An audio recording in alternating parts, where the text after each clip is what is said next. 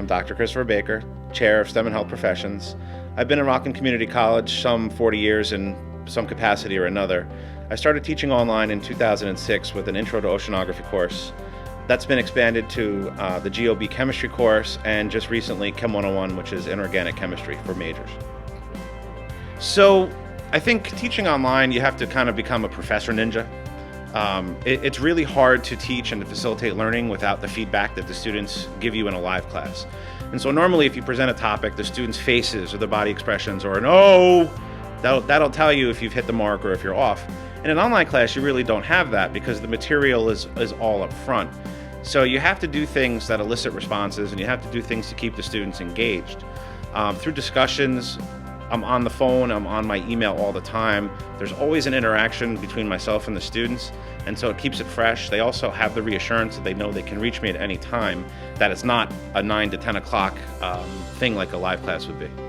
So when we do the online classes, we assume that we're pulling from the same population. But when I pull my class lists and I send them letters before the semester, I've had students registered from Japan, Hawaii, and Saskatchewan, including the local places in Rockland, Westchester, Orange, and the surrounding counties. It is actually really cool to find out that folks want to take our classes that are so far away or even in another country. So I've had students, as part of the discussion responses, actually videotape themselves and do video responses rather than just textual varieties. I've had integrated video into the course for about the last 3 years. Things like Skype and using other types of bandwidth, we're hoping that with Blackboard we'll be able to do. And Blackboard does have a mobile app that facilitates the need to have a computer right at your fingertips. So hopefully as we transition into Blackboard, we'll be able to do a lot more than what Angel lets us do at the moment. So for the students who are motivated, the online course allows them to free up some time in their day. And it allows them to devote time that fits into their schedule. It's asynchronous, so if the only time a student has after work, after child care, after whatever it is 2 or 3 in the morning, they can go and they can do work at 2, 3, 4 in the morning, where a traditional class would never allow that to happen. It boxes you into an 8 or 9 or a 10. The trick is just remembering to log in and make sure you read the assignments and get them done. So the student who enrolls in one of my online classes would get a welcome letter, and the welcome letter would tell them how to get to the course, would tell them what to expect from me, and it would direct them where to log in. Once they log in, there's a meet your classmates part where people can introduce themselves. It's a bonding time, it's a getting to know your classmates. On average, you're going to spend 45, 50 hours just on the material, and then there's the whole cooperative learning piece that we provide in the course. So getting to know each other is really important. And then what they get basically is me as a facilitator providing expertise, working with them basically hand in hand. I participate in all their discussions. I hand do all of the writing assignments that I ask the students to participate in. So I'm right there leading from the front with them rather than just sitting back and watching what they're working.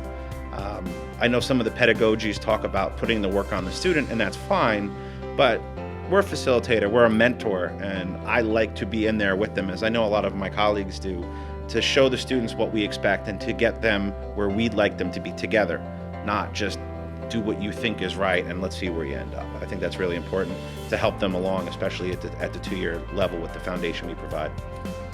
At the end of the semester, we tend to have a course assessment, and the students provide comments.